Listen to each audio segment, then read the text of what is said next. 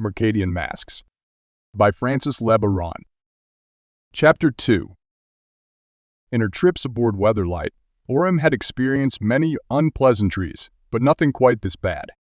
The ship creaked and groaned as it raced along the river. The bed was narrow, and Weatherlight lurched from side to side, occasionally blundering into the banks.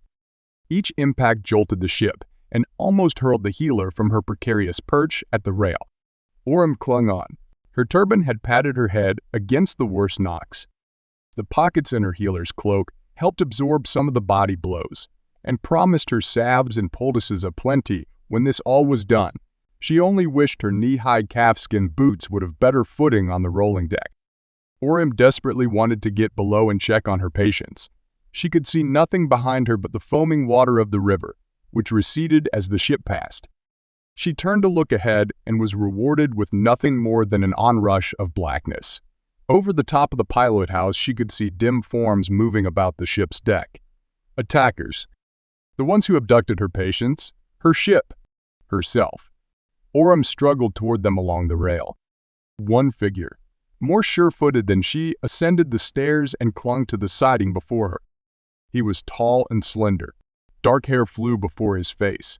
Hundreds of coins were braided into the long strands. The man's eyebrows drew tightly together. His eyes glinted like onyx in the night. He wore white robes that draped his shoulders and his waist but left his muscular chest bare. The man spoke in a language she had never before heard. She shook her head. "What do you want? Where are you taking me?"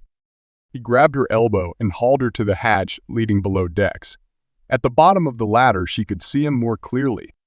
His hands were glowing strangely, a silvery light that flooded the familiar passage. He urged her on toward the infirmary. She entered and found two other strangers already occupying the cramped space, standing guard over Clares and Drianin. Clares was suffering acutely the effects of having been pitched from side to side in his bunk. In the crash, the thin young sailor had suffered a concussion. A large black knot hovered beneath his shock of auburn hair. In addition, his arm had been broken just below the elbow, and it was bound with a splint. In all the sloshing mayhem, the sling had fallen off, and the splint had been battered to pieces. Drianin was in worse shape. His spinal injury had been severe, and despite Orem's neck splint, the man lolled back and forth on his bunk as if already dead. Orem tried to remember some god to pray to. From outside, over the noise of the ship, she could hear shouts from the others above decks. From time to time, men climbed into the small room to consult with the coin-haired man, evidently the leader of the raiders. He answered them perfunctorily, all the time keeping his unwavering eyes on Orem as she moved between the two patients, trying to minister to them. He did his best to help, holding on to Drianin, Orem tended Clares, and vice versa. Even that aid soon was unneeded. Drianin was dead before midnight. It was a long and horrible night, traveling that way. Just when Orem was certain the ordeal would never end, the lurching motion abruptly stopped. There were further shouted exchanges from above. Weatherlight shivered.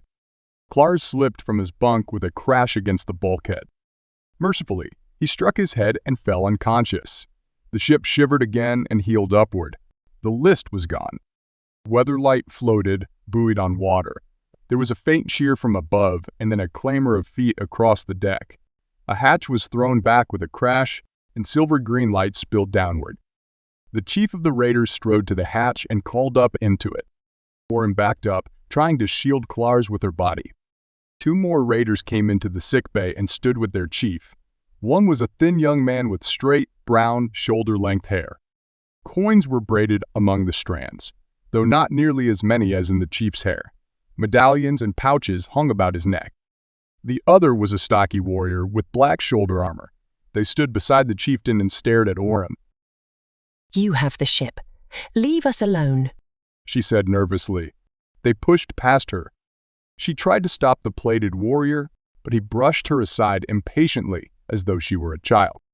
He drew a long, thin knife. Orem stifled a scream. The warrior slashed away some bedding that had tangled the dead body. Then, with surprising gentleness, he lifted the dead sailor. His companion hoisted Clares. Orem sprang forward to support Clares' arm, and the procession moved cautiously above deck. Orem looked around in amazement. The open plain was gone.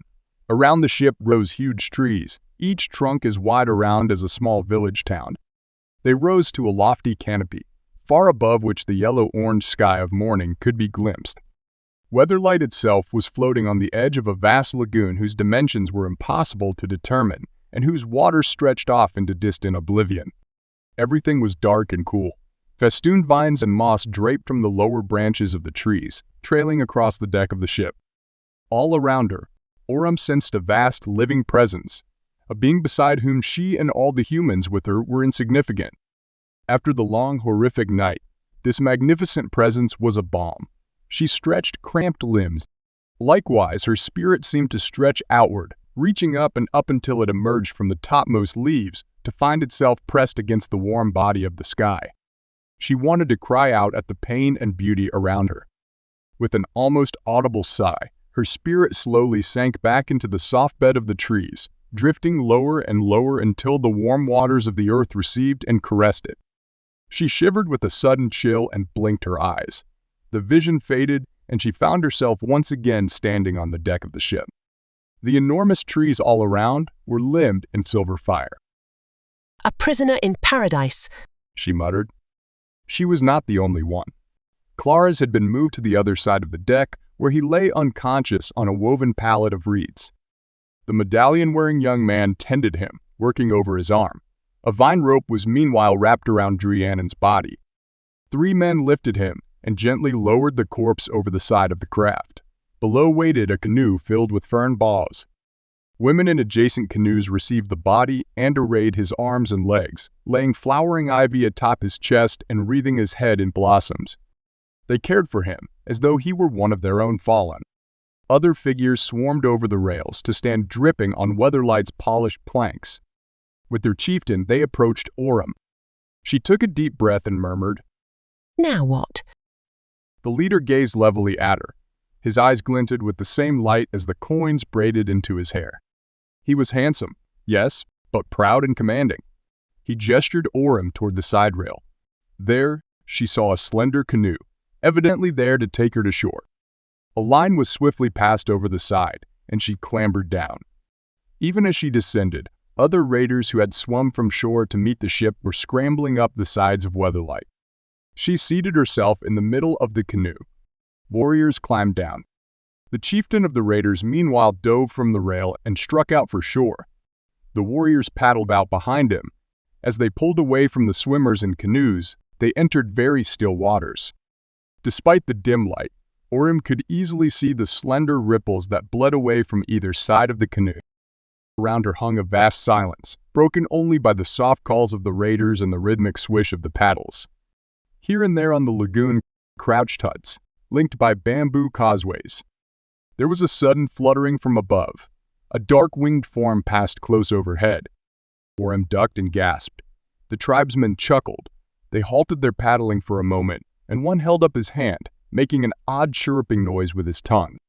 There was another flapping of wings, and something settled on his arm. It hung there upside down.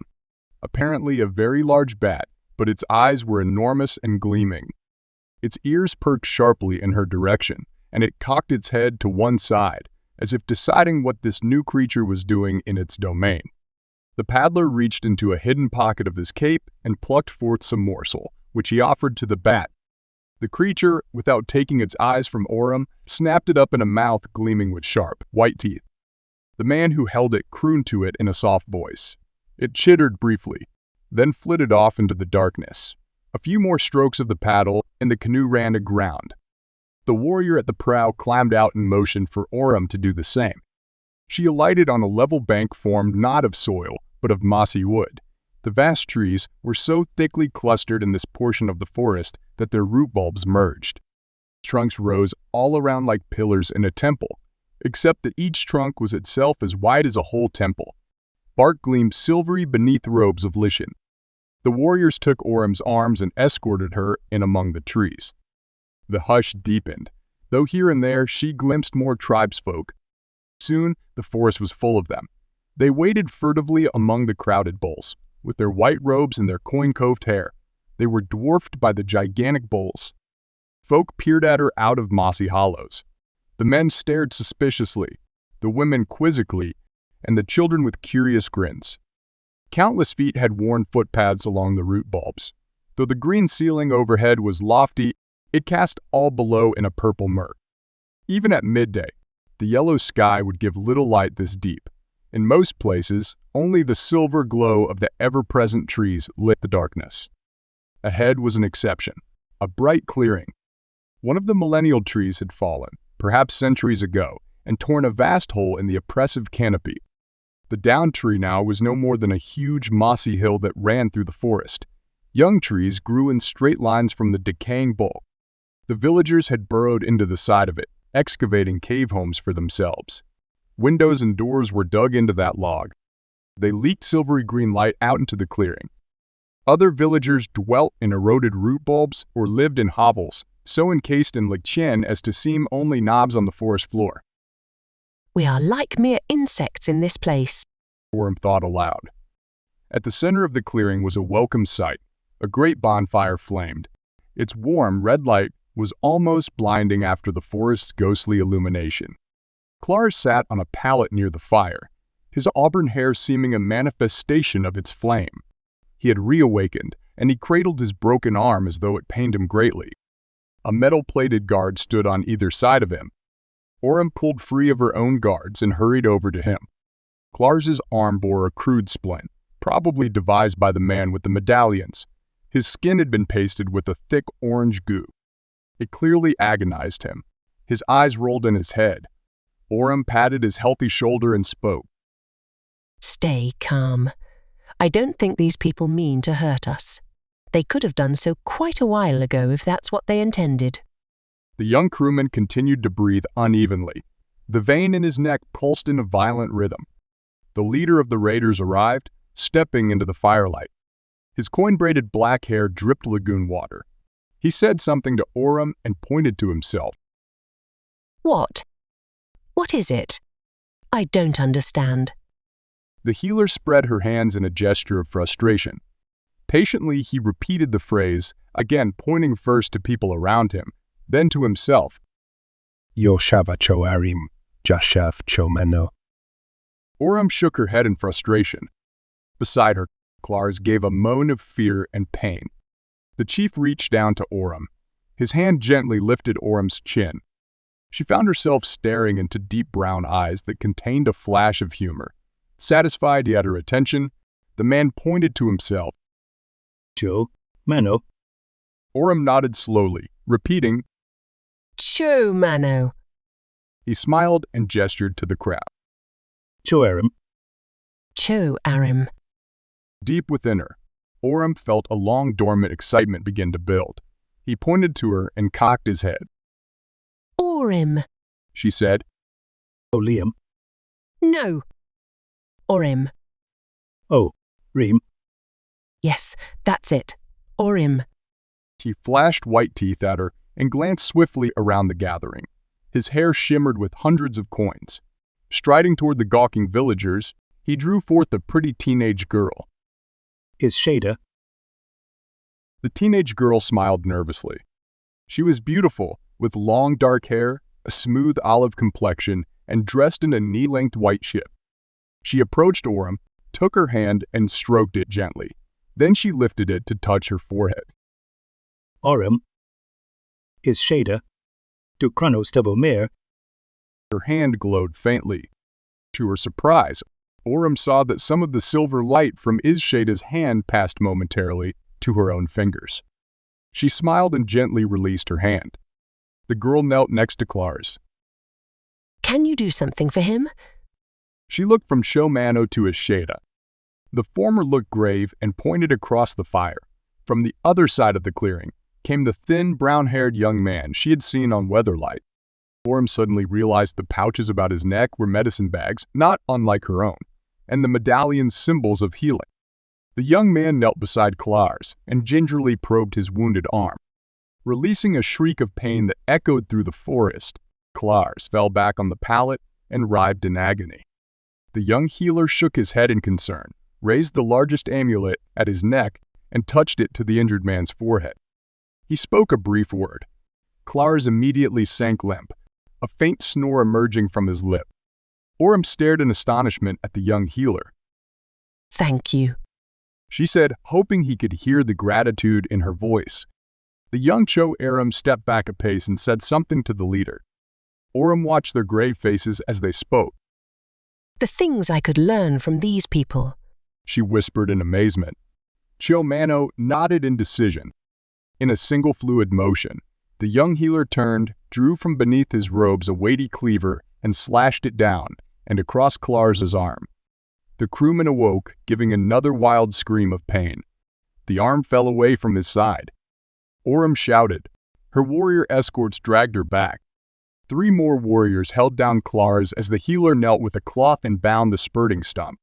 He placed a stick in the rag and twisted it until the tourniquet shut off the blood flow. Orem fought the warriors who hauled her away. She stared in horror at Klars's maimed body. "No, you monster! You're monsters!" Shada was suddenly there, wrapping Orem in a tight embrace. Even as the warriors pinned Orem's arms, the young woman held her tightly, patting her back and whispering soothingly in her ear. Orem, Shada Staffa Omir. Shada Estva Omir. Night came to the village of the Choaram. Though night was little different than day, the yellow-orange sky had gone dark, yes, but even during the day, little of its illumination reached the forest floor. Day or night, most of the light came from the silvery gleam of the ubiquitous trees. That gleam was the only source of light in Orem and Klars's cell. The room lay deep in the root cluster of an ancient tree. Though the chamber had neither door nor lock, it was clearly a prison. Stout roots formed a cage all around them, receding 50 feet in each direction. There was only one pathway down into that thicket of roots, and Orem and Klars had been forced to descend it, despite the man's amputation. At the top and the bottom of the path, a guard had been posted. No door, no lock, and no way out. "Monsters," Klars said, gripping the tourniquet on his arm. He paced across the foot-smooth cluster of roots, his teeth grinding angrily. "These savage monsters." Orem shook her head.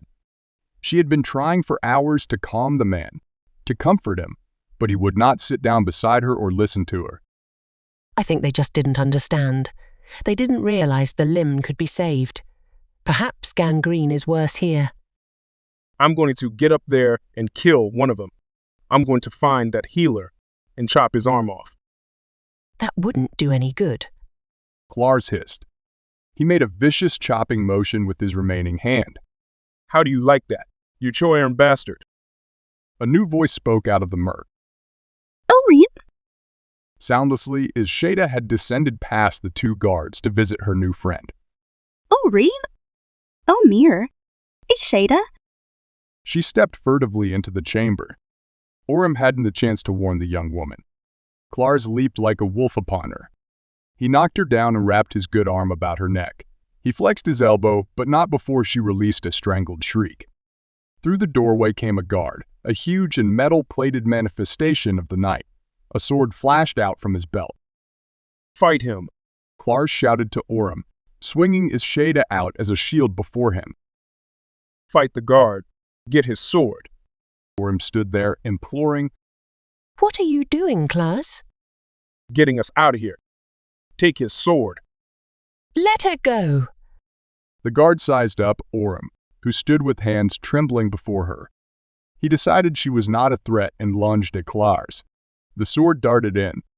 Klars pivoted, flinging Shada into the guard's way. Steel bit into her side. Blood welled forth. The soldier withdrew, staring in disbelief at the blood he had drawn. Growling, Klars only tightened his hold. Shada's face went from crimson to purple. In moments, she ceased struggling and hung limp in his grasp. And snarling like a cornered beast, Klars shouted, "Drop the sword, or I'll kill her. I'll do it." Somehow the guard understood. He dropped the sword on the floor and lifted his hands. Klars dragged the limp young woman across the floor and picked up the sword. Once its hilt was in his hand, he brusquely dropped Shada. The guard stooped to grab her, but suddenly, Red gore sprayed all across the motionless young woman, and Orem shouted. The guard stood. His severed arm flopped grotesquely atop his Shada. He staggered, blood jetting from his stump. Take that, shouted Klars. Orem shucked her healer's cloak and wrapped it around the spurting limb, applying pressure. Damn it, Klars! Put down the sword.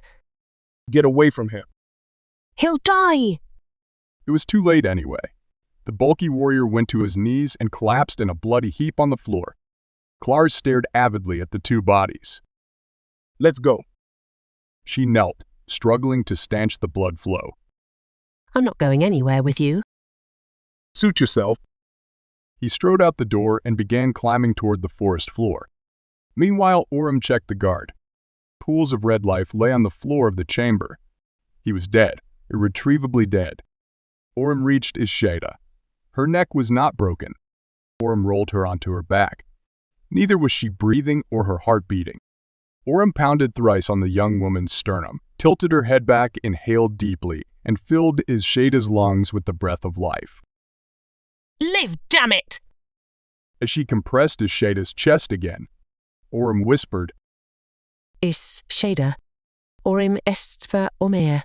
Isheda, Orem est ver Omer. The killing had ended by morning. Klars had slain 2 warriors, a young man and an old woman, before he had finally been wrestled to the ground. Now he knelt there at sword point. Beside him knelt Orem. She had been discovered in the cell, bloodstained beside the body of the first guard. Isheda lay unconscious, but alive nearby. Without the ability to explain her appearance, she seemed as guilty as Klars. The morning had come, the time for executions. The executioner, Taspan, was a hulking brute as tall as Gerard and as muscular as Tangar. A mane of long black hair spilled back from his head to his shoulder blades, and a crimson mask covered his features. He bore a wickedly sharp and heavy blade, which just now he held at Klars's throat. They were always planning to kill us, Klars whispered to Orem. His eyes hatefully raked across the white-robed crowd that surrounded them. Chilmano stood in their midst, returning the man's vicious glare. To his right, in the space where Isheda would have stood, there was only an unsheathed sword. Klars spit toward the chieftain. At least I killed some of them before they killed me. At least I saved one of them. Yes, but the one you saved cannot save you. As if understanding the conversation, Taspan glanced at Chilmano. The chieftain nodded. The steel flashed. It hummed in air. It sliced through skin, muscle, and bone as though through water. Klars's head bounded free, and Orem saw no more. She buried her face in her hands and wept. The sound of her sobbing spread out through the hushed throng. The slump and spatter of her comrade only fueled her cries. Ominously, Taspan stepped up beside her. His blade cast a crimson light across Orem. She did not lift her head. If he would kill her, he could do it easily enough as she lay there. Then Taspan seemed to wait for the signal. His feet shifted. The sword rose into the air. Utter silence gripped the forest. Then came the hum of the blade, and another sound, someone rushing up the path. A great weight fell on Orem's neck. Not the weight of steel, but of arms. Someone crouched over her, weeping. Orem, Isheda est ver Omer.